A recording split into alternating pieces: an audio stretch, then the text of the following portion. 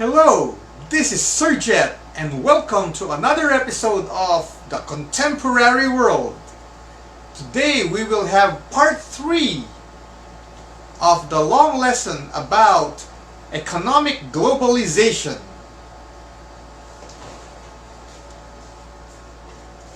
You know, in our world at the present, there is now this kind of atmosphere that the countries or the states of the world have a benevolent relationship with one another.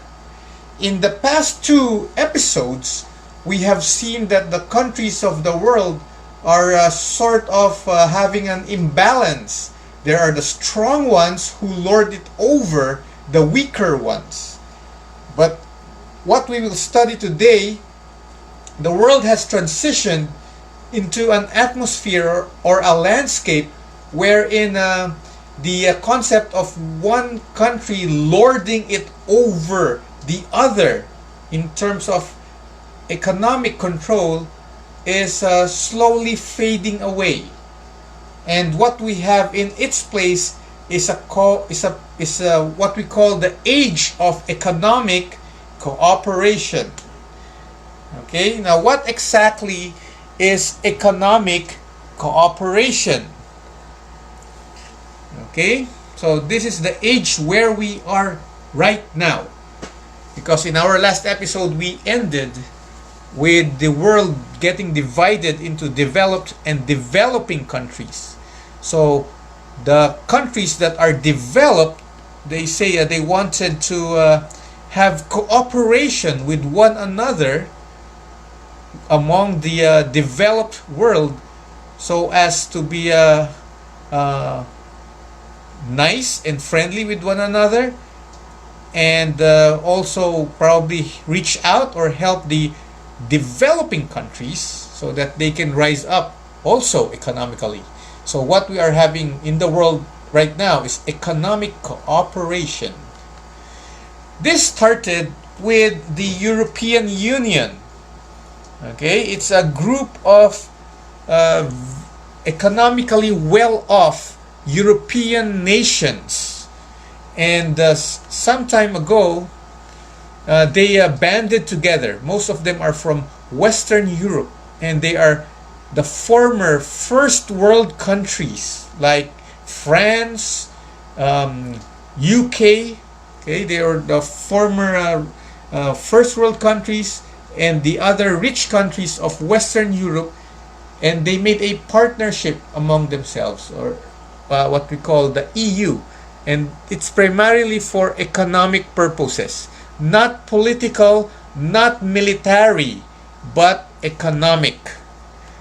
Okay, and these are the member countries of the EU. So we have there's Spain and Portugal. Okay, Italy is included. Germany, Sweden, and Finland. These are the in Norway. These are the strong countries belonging. Oh, I'm sorry, Norway is not included. Sweden, Finland, Denmark, rather. Okay, the strong countries economically, and their partnership or their teamwork or cooperation economically is bounded together by an agreement of having just one currency to be used all over Europe, and that's the euro.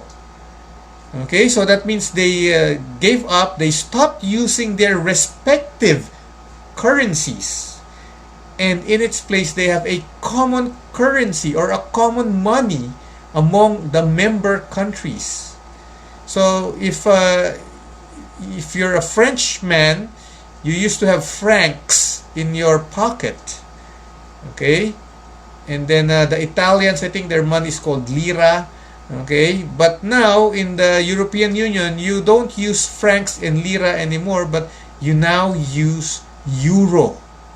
So if you're a tourist traveling from one EU country to another, you don't need to look for a money changer.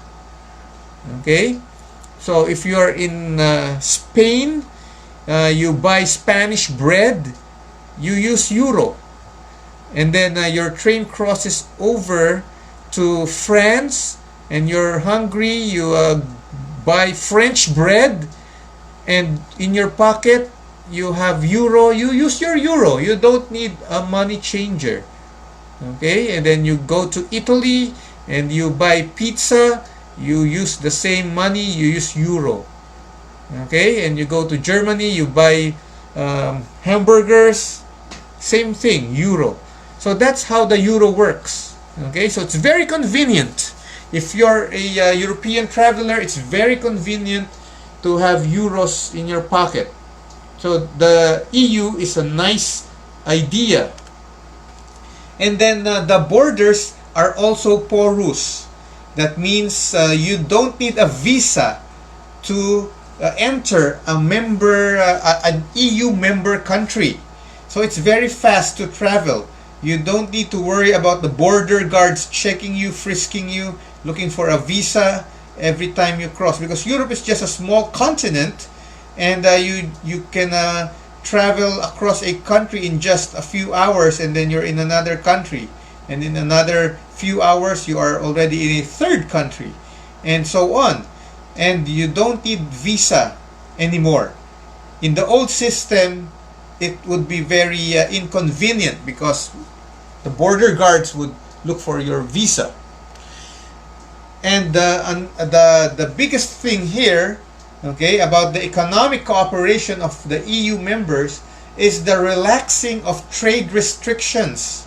That means the member countries now pay less taxes.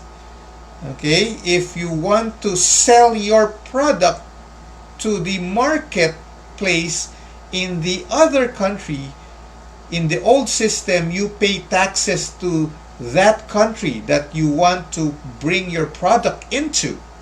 But now, with the EU cooperation in orbit, you pay less taxes, or sometimes zero tax, or very, very minimal tax to that country you are exporting your product to.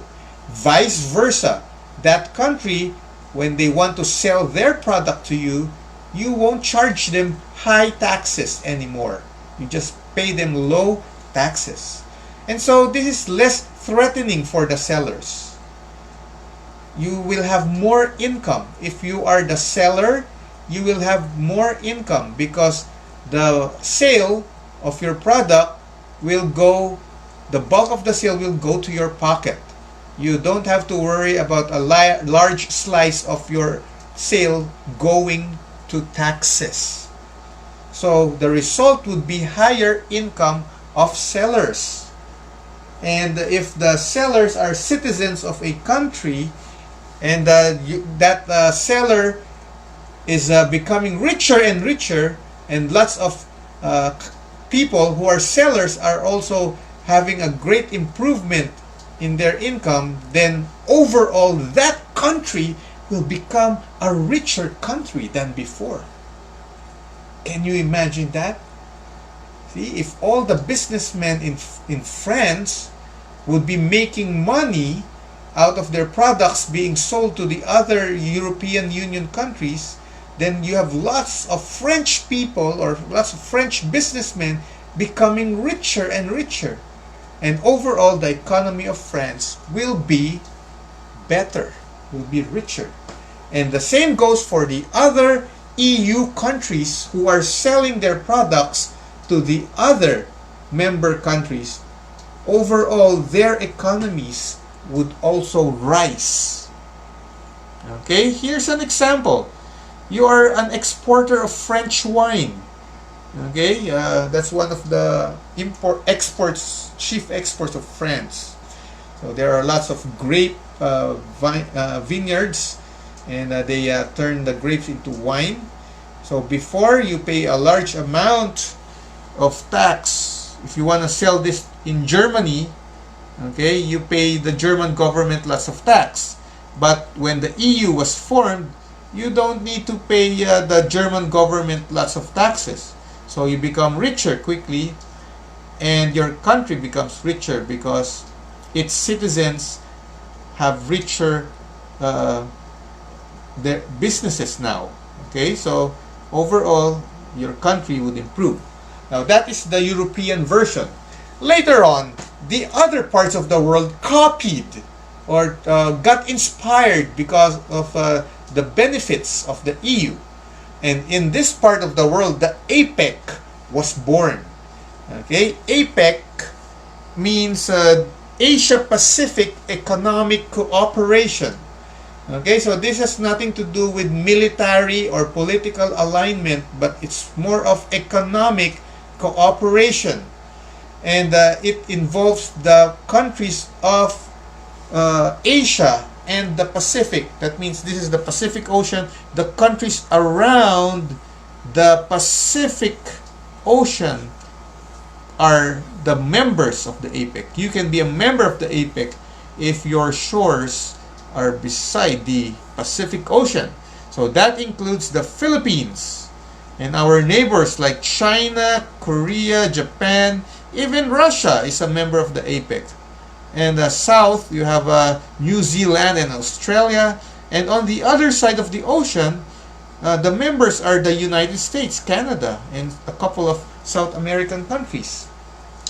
So it's a very large group, okay, larger than the EU. And you have their economies helping one another, supposed to be. Okay? So it operates somewhat like the EU.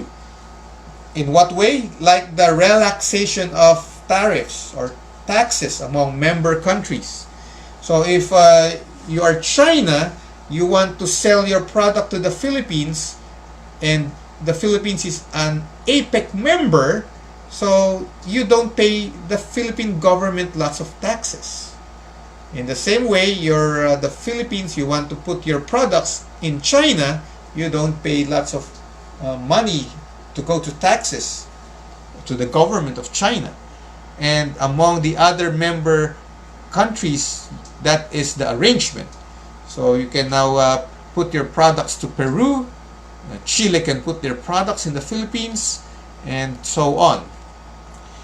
Okay, here's a simple example. The Philippines is a member of this, and this is the reason why we see lots of foreign products in our market. Have you noticed that there are lots of apples, pears, and pongkans in our palengke?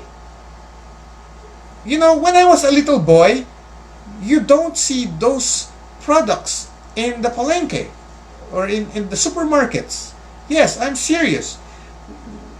When I was a little boy, I only see apples during Christmas, and I only get one piece of apple for the whole Christmas season. And apples are very, very hard to get. You have to be a good boy for you to get an apple. Yeah, because you only get it on Christmas Day. You wake up on Christmas Day and your stocking or your sock has an apple if you're a good boy. But if you're a bad boy, you won't get an apple. But you don't normally see apples everywhere. And also pongkan. There are 0 pongkan when I was a little boy. What we have are the green colored citrus fruit, oranges. We call it green orange or dalandan. And no orange. Really. Yeah, I'm telling you things that happened decades ago when APEC was not yet existing. But now, I'm a big boy. What do I see? There are lots of pongkans in the palengke, and they're very cheap, just 10 pesos, one piece. And apples also are abundant and very cheap also, 10 pesos, one little apple. And how did this happen? Because of the APEC. Pongkans and apples are products of China. They don't grow here. And some come from Japan, and they bring it to the Philippines because taxes are less these days. And so the Japanese or the Chinese businessmen make more money by selling those fruits in our markets. Now, there's a downside of the APEC. You have seen the upside, like we now have a variety of fruits that we can buy in our market. We can now taste lots of fruits that we don't usually see like kiwi, okay, and lychee. When I was a little boy, I don't taste or I don't know that those fruits exist, but now we see it. But there's a downside. Okay, there's a downside. Some countries can't compete economically with others. Okay, what do I mean? Korea, Japan, the United States, these are APEC countries. They sell products like computers, cars, appliances, gadgets, okay, cell phones. And Korea, do you know, is the number one shipbuilder in the world. Okay, and Japan is known for their Honda cars, Mitsubishi, Toyota that are sold everywhere. Okay, computers like Apple, they're everywhere. And just one piece that you sell earns your country lots and lots of money. Like how much is a car? Okay, you pay 1 million or close to 1 million pesos. Okay, and that money goes to the pocket of the Japanese manufacturer or the Japanese owner of the car company. Okay, just one car, and that's a lot of money already. Or one computer, well, that's already maybe 50,000 pesos. So these countries sell not just one piece of car or just one piece of computer, they sell lots of these things worldwide or just among the APEC countries. Okay, so you have large price for every piece of your sale, and you pay less taxes to the government that you bring your product into, and that results to large income for you as the businessman, okay, for the country, this strong economic countries. Now the downside is this: the Philippines and other agriculture based countries doesn't sell such products that are expensive. Like we sell bananas. How much is one banana? Oh, 70 pesos a kilo. How much is one piece of banana? Oh, maybe 10 pesos, one large banana. 7, 8 pesos. And you can't compete or compare your bananas to a car or a computer. You need to sell tons and tons of bananas to have a sale equivalent to one car. How many bananas would be equivalent to a Suzuki Ertiga? Suzuki Ertiga is around 1 million pesos. Close to 1 million, the top of the line. How many bananas would you need to sell to earn you 1 million pesos? It's a lot of bananas. But for Japan, they just sell one car, they get 1 million pesos. So that's the same for other agriculture-based countries. Okay? You have a cheap price, less tax, fine, but your income is small because your product isn't very expensive because it's agricultural product. And so there is an imbalance. Okay? And the situation is even worsened by China because when China sells their apples and pongkans to the Philippines, and you see now in our market a choice between the Chinese pongkan and the Filipino dalandan, oh, what will you buy? Think about that. Of course you will buy this because this is sour, or maybe you have a notion that it's local. No, it's cheap and it's elegant. And so if we keep on patronizing Chinese fruits over Philippine fruits, our farmers will get less income. Because whenever you buy a Chinese pongkan, the money that you pay goes to the Chinese pocket. And if you buy a Philippine dalandan, okay, or others call this dalanghita, the money you pay goes to the Filipino farmer's pocket. So pick your choice. Who will you make rich? The Filipino farmer or the Chinese farmer? See, now that is the downside of the APEC, with these foreign countries flooding our markets with their products, and they compete versus our products, and they win in the competition because we patronize foreign. Wow. So there is an imbalance happening right now because of this cooperation.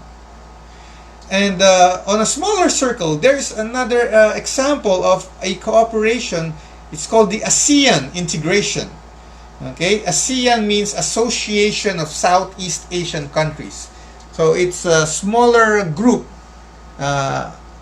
smaller than the APEC because it involves only 10 countries in our neighborhood. Okay, the Malayan countries like Indonesia, Malaysia, Brunei. Okay, and the ASEAN is a group of countries, and primarily they have other businesses like politics to a certain extent, but economically we are focusing this lesson. And what's the ASEAN have to do with the economic cooperation of the countries in our neighborhood? In 2015, okay, Thailand proposed the ASEAN Integration. This is an economic cooperation. Okay, one aspect of this is economic cooperation. Okay, and it's similar to the EU. Okay? Thailand is the proponent of this, so it means that their products, okay, Thai products, can be flooded into Philippine markets or into Vietnam or Indonesia, other ASEAN members, in the same way that our products are welcome in their market. Now, Thailand proposed this because they have the advantage, because they have a lot to sell. They have a lot of agricultural products compared to their neighbors. When you go to the palengke in Thailand, you will see lots of fruits. So this is in Thailand. They have lychee. We don't have lychee. Okay? They have a different kind of santol. They have a different kind of several kinds of fruits. Okay, and we, the Philippines, technically we have less to sell, while Thailand has a lot to sell. That's why they proposed it, and the ASEAN members accepted it, and so it's now in orbit beginning in 2015. Okay, so including rice, if you may. Before, the Philippines is a strong rice producing country, but now we are importing rice. And who exports the rice to us? Vietnam, Thailand, Indonesia. And so we, in this system, in the ASEAN integration, we become more of buyers rather than sellers. And the countries that are the sellers, they are the ones who would benefit in the ASEAN integration. Okay? So it's not yet in full swing though, but when it becomes full swing, that can be very terrifying for us weaker countries. Okay? Well, the upsides is that you don't need a visa to enter ASEAN member states. I think this is already in orbit. Okay? You want to go to Brunei, I don't think you need a visa. Okay? And then also the K-12 program is part of the ASEAN integration. You know, we do the K-12 so that our graduates can seamlessly transfer to other ASEAN universities and vice versa. Okay? And the standard here for engineers would be the same in their country, so it would be seamless to have our engineers work there. Okay? So that's the good side about ASEAN integration. Okay? And they are saying soon we might have a common currency for convenience, just like the euro, but it's not yet happening. What do you think? Is the ASEAN integration overall a good idea after hearing the upside and the downside? Think about that. So, what is our synthesis for everything? For all the 3 episodes that we have seen regarding economic globalization. What have we seen? Okay, we have seen that there is a globalization of economy. The players in the globalization or in the economic systems are now global. It involves lots of countries. Before, look at where we started. It's just hunting and gathering. It's just the small city-state. It's just barter trade in your village. But now we have a global village. Countries have torn their borders and merged their economies together. And they do this in the name of mutual economic gains. Mutual means you benefit, I benefit. That's what they're saying. And they call this economic cooperation. Now the big question is this fair? Think about that. Is this period or this era of economic cooperation wherein countries are supposed to be helping one another for economic gain of yourself and economic gain of your partner, everybody is a winner in the economic cooperation. Is it really happening? Is it really fair? Or is this another modus of the developed countries to lord it over the developing countries? Is this another form of colonialism, economic control of a strong country over a weak country? And the Philippines is a victim again? Is this something like that? Think about it carefully. Alright? And that can be an essay question in your exam. So be prepared. Anyway, so we have come to the end of our economic globalization story. We are done, and I'd like to say thank you for joining me, for listening. This is Sir Jet. Next meeting, we will have a new lesson. All right. God bless everyone.